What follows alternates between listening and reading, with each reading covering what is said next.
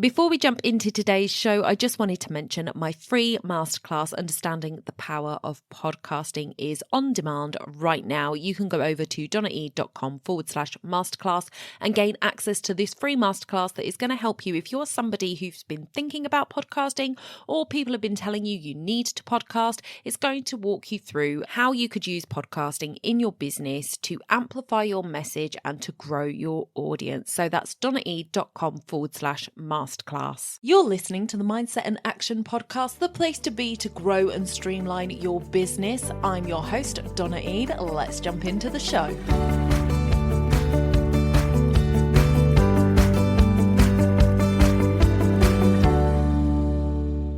Well, hello everyone. I am so excited to be here with you this week.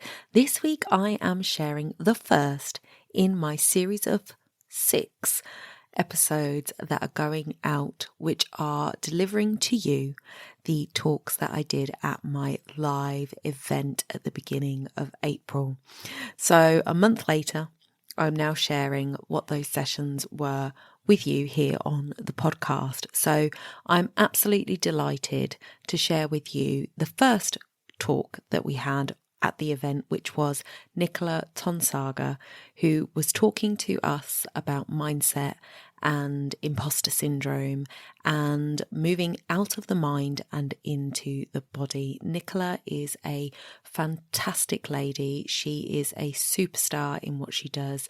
She's the founder of Soul Signatures. She has a podcast called the Being Soul Confident podcast. I urge you to check that out if you are so inclined. And I would love to invite you to listen to this conversation that we had about imposter syndrome. So, this is Nicola, everybody. Nicola, if you would like to take your microphone off the stand, you need to eat it, please. Oh, really? Oh, yeah. Right, okay. You've got to be quite close. If we go in and out, you'll have to remind me. So. Yeah, I will, because we're recording, and Matthew has told me in no uncertain terms we need to be eating the microphones for the recording purposes. So it's probably not as appetising as lunch, is it? No, definitely not. So, yeah, there's that. Right, Nicola, introduce yourself to everybody. Tell them who you are and what it is that you do. Hello. So, Nicola Tonsaga. Donna has already introduced me, and I work primarily with women around self-belief, identity, confidence and self-worth, and I work with a process and approach called Soul Signatures, which is my own modality, and I also work with coaching and NLP to support them in their transformation. Amazing.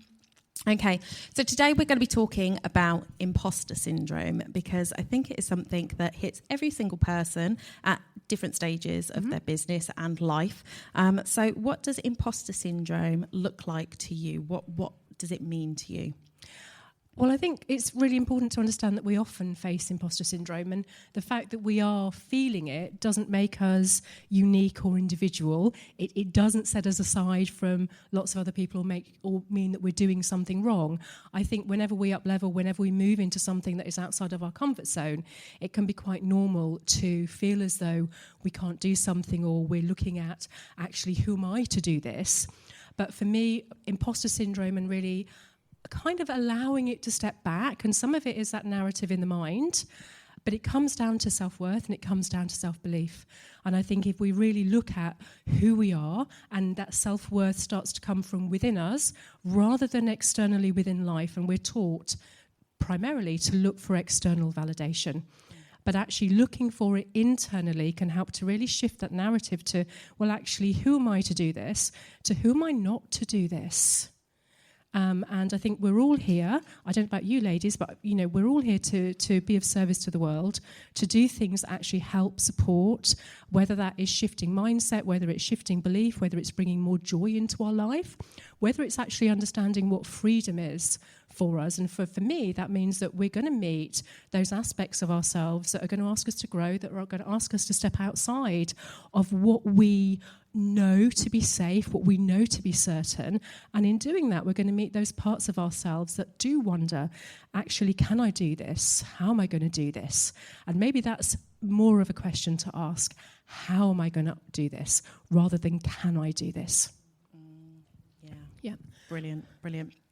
So when we are dealing with a bout of imposter syndrome, where do you think that's coming from? I think it depends what you're doing, and I think it depends where you are within yourself. But very often it's an aspect of safety. I mean, we are programmed for safety. You know, from a very young age, our subconscious mind seeks to protect us. So we're programmed for safety. And whenever we step outside of that aspect of what is known to us, we are moving into territory that's unknown. Yep. And if we think about the online world as well, there is a huge amount of comparison, but there's also a huge amount of stuff that isn't really real. And we were having a conversation this morning about the fact that as business owners and as women in business, nothing is rosy all of the time. We all meet challenges, and that is absolutely perfectly normal. So if we're having a bout of imposter syndrome, usually it's because we are about to step into something that is going to ask us to grow, that is going to challenge us in some way. And the thing that certainly helps me move through that is actually what I'm aiming toward. Not what I'm moving away from, but actually what I'm aiming toward and what my desire is, what my passion is, how I'm serving, how I'm supporting. And that desire and that goal becomes bigger than the voice that says, I'm not sure I can do this, or I don't know how to do this. And then that becomes, well, I don't know how to do this yet, but I'll figure out a way to do it. Yeah, and it's really attaching to who we're here to be, but it's also attaching to the change that we want to create in the world, and really asking ourselves to step forward into that space and to know that actually if we have that vision and we have that aim and we have that desire, that it's possible, because if it wasn't, we wouldn't have it within us in the first place. So good. So good. So when we were talking before, we had a conversation about this. I had a conversation with all of my speakers before. I totally forgot what that conversation was. Which is why I'm here to prompt you. So we were talking about passion and worthiness and comparisonitis. Yeah. How do you think those show up for business owners, and why is it such a thing that we just don't seem to be able to move past? Why does it get us stuck? Well, I think I think first of all, there's something about staying in our own lane. It's really easy, particularly on social media, to see everybody else doing so brilliantly. Yeah, and of course we want to post the stuff that we get right, and we want to share all of the amazing things that we do. But we also have moments where actually things are not so great, where we're finding that we're meeting a challenge, where we're trying to change what we're doing, or we're going through a shift in ourselves. And we're having to learn how to do things differently, but we're also having to learn how to look at things differently. So I think we can really get caught up in looking what someone else is doing. And it's really easy to compare ourselves to somebody who's been in business 5 years if we're only actually in year 2. And that doesn't do ourselves any favours, because we are doing something differently. We're learning our business our way. And I think that's also important because we are individuals. And I don't know about you guys, but if it comes down to marketing, I struggled for about 2 years to try and do marketing the way somebody told me I should do marketing. And it just did not align to who I was. And because it didn't align to who I was, and it wasn't about not being willing to look at something from a different perspective, but it was about realising that the way someone else did it was not the way that sat right for me. And as soon as I realised that, it shifted. So I think we have to look at ourselves as an individual, and we can learn from what other people are doing, but to compare ourselves actually takes us away from the joy in the journey that we are on. Yeah, because we're comparing ourselves usually to what we're not doing right. And there's always something that we are doing right. There's always something that we're doing brilliantly. But to take away the joy of that journey and the growth of that journey and the learning of the journey that we are, that happens when we actually compare ourselves to what someone else is doing. Yeah. Yeah, I think you're completely right. I had literally, this was the topic of my podcast this week. If you haven't listened to it, it was stay in your own lane. And that is because I think we do. And one of the things that Jenny has said in her slide, and something that Carly is always saying, Carly is my business bestie, by the way. You've got sweets in your bag, enjoy them. It's really a case of your business, your rules, your journey. Yeah. And we really need to focus on what it is that we are doing in our business. And I think we spend too much time looking at what everybody else is doing. Yeah, and don't get me wrong, there are things that we all have to learn.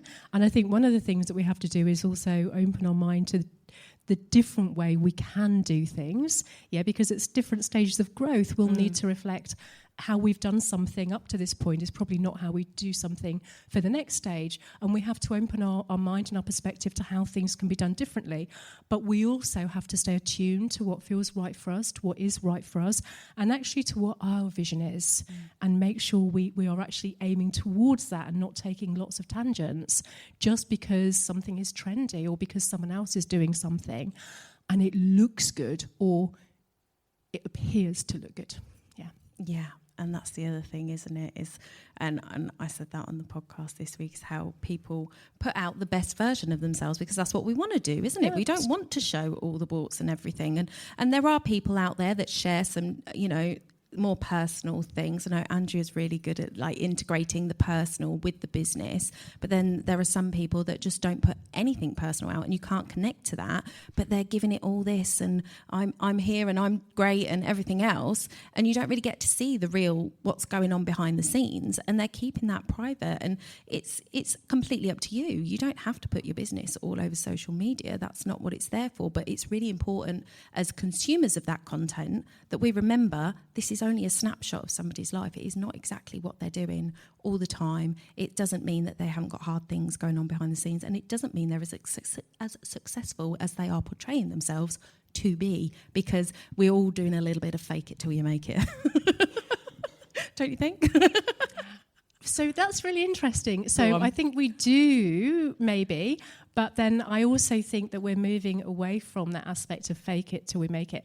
And there's a really big difference for me between having belief in what I'm here for and really feeling that all the way through me and really following that path. And okay, there are going to be stumbles, and it's okay to share those, but actually being really true to who you are, but also giving other people permission to do that too.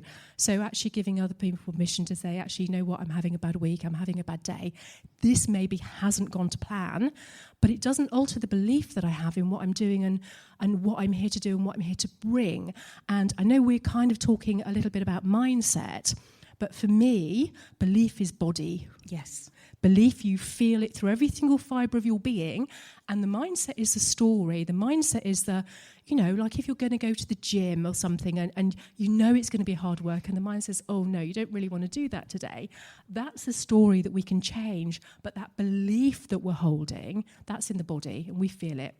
And, when you've had that conviction, that passion, that real sense of certainty for what you're here for, there is absolutely no doubt, doesn't matter what comes up for you, doesn't matter where you are in your journey, that belief is absolutely unshakable. And if it's not really anchored, I would say you haven't actually quite got that belief exactly where it needs to be. And maybe there's a little bit of you that doesn't really quite believe it. And if you believe it, that will carry you through everything. So potentially, part of the imposter syndrome could be that we're actually not doing the right thing, not doing what we are called to do. Yeah, sometimes. And I think, alignment's a really big word. It's quite a big buzzword at the moment. I'm not sure it's a word that I really love, because I think we realign all of the time. Vibrationally, we're changing, our frequency changes. So we're in a constant process of actually realigning to who we are in the moment, to what's really true for us right now. But I do think that when we are in that place where maybe we're heading in the wrong direction, that's where we haven't got the belief, we haven't got that centered sense of self and that centered sense of certainty, which actually carries us through the challenge to the goal, to the road that we're traveling to where we want to go on. So, yeah, in that respect, absolutely. Maybe if we are really facing a lot of imposter syndrome, it's maybe because we're not actually on the journey that we need to be on the road that we need to be on, really. In the wrong lane, ladies. Yeah, absolutely, in the wrong lane. Love that. So do you think that it's a one and done process, like working out what it is that we're here to do? And I've got a feeling I already know the answer from what you've just said, but explain it to us. Like, can we work it all out, get past imposter syndrome and be perfectly okay and just live the rest of our lives all happy with no more imposter syndrome? We all want the yes answer to that. Okay. So yeah, if you want to live an entirely different life, that where you're not really connecting into who you are, then I think you can go and do that. But no, because I think we change all the time, and I think our identity changes all the time as well. And I think we're here to. My belief is we're here to unfold everything that we are. And as we meet a particular potential, as we meet a particular aim, we meet a potential within who we are, within what we're trying to achieve. A different potential unfolds. So I don't believe that we ever get to the destination and the destination is a final point. I believe that the journey that we're on as we get to that place helps us to unfold into something more, with a different vision, with a bolder goal, with something else that we really want to bring to the world, with a different way we want to serve, with a different aspect of purpose. So and that doesn't mean to say there isn't immense joy and there isn't immense wonder in the journey, but I think if we look at ourselves as a journey, so we're always evolving, we're always kind of unbecoming all of the stories and the conditioning that we are, and we're allowing ourselves to really unfold into the fullness of who we are. So there's a freer expression within who we are, then that's a journey. And so we don't actually quite get to there, because when we get there, we realise there's more. And there's more growth, there's more journey, there's more joy, there's a different road that we want to travel, and we're ready for it because we've travelled the journey to that point.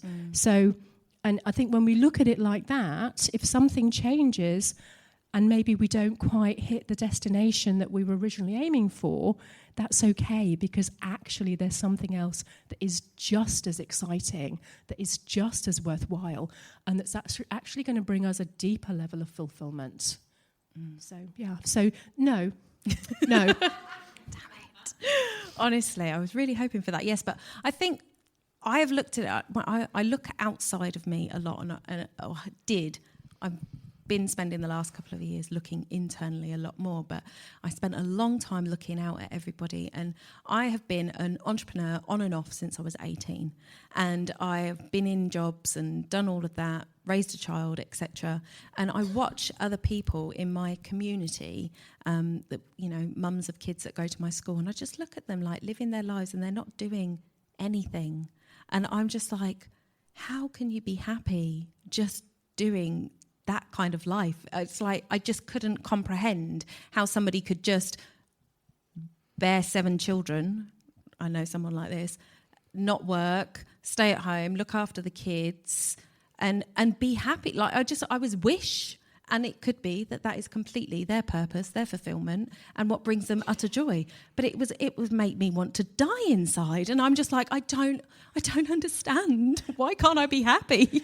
But you're you, and your journey is your journey, and the path that you're here to walk, and the way that you are unfolding and what you're bringing to the world, with the way that you support podcasts and people to launch their podcasts, that is a purpose, that's a passion, that's a mission for you. Yeah. And whether you would like, let's say, an easier path sometimes. That's what it looks like to me from the outside, but that's not to say that it is for sure. It wouldn't fulfill you. No. Yeah, no. Because there's a drive and there's a passion, there's a desire within you that you are being asked to express. Yeah, and I think that is a really good point that to come out of this conversation is finding what that journey, what that path is for you, and really honing in on that. Finding what the path is right now, knowing that actually that path may be different in 12 months' time, 5 years' time, and just allowing yourself to be the journey. And I really don't believe that there is anything external within life that has any hold on who we really are. It's not about what we're striving for, it's about who we are becoming in the journey towards that, and how we help other people to actually really connect more deeply into themselves and allow a greater sense of freedom and a greater sense of expression in who they are. I have a great belief that soul is here to actualize through the human experience. So we are fully within that expanse of energy, and that happens with freedom. That happens with the freedom from all of the limitations that we place upon ourselves or that are placed upon us, and actually being able to expand beyond those and have a full free expression of who we are. Yeah. Absolutely. Love that. So I have a question. If anybody has any questions, please think about it. Put your hand up. I can get you to shout out in a minute. But a question I've got for you is, if somebody is here today and they are stuck in this imposter syndrome, they're not feeling great about it, what would you say would be the first steps they need to take to find their way? So imposter syndrome for me is mind. It is the mind telling us what we cannot do. So my advice would be to get out of the mind and get in the body. However that works for you, whether it's movement, whether it's really feeling a deep connection within yourself, but move out of the mind. And the mind should serve the desire that comes from within us, not the other way around. So move out of the mind. Brilliant. Has anybody else got any questions for Nicola before we end the session? Go Zena. Hello. Oh, I'm so pleased. Oh, thank you very much. Thank you. Lovely. Thank you, Zena. And just for those of you who are listening back home, she said that everything was resonating with her. We haven't got the microphone. So, brilliant. Thank you so much. Thank you, Nicola, for being my first speaker. Most welcome. Thank you. Well, I hope you enjoyed that conversation with me and Nicola at the live podcast event. I will be sharing the next interview with you next week, which will be Andrea Rainsford. We were talking about planning and why that is important in your business. She has a great story to share. So join us next week for Andrea Rainsford's session. Thank you, Nicola, for joining me on this session and for being at the event. If you want to check out Nicola, all of her links will be in the show notes. So go ahead and check her out, and I'll see you next week. Bye for now.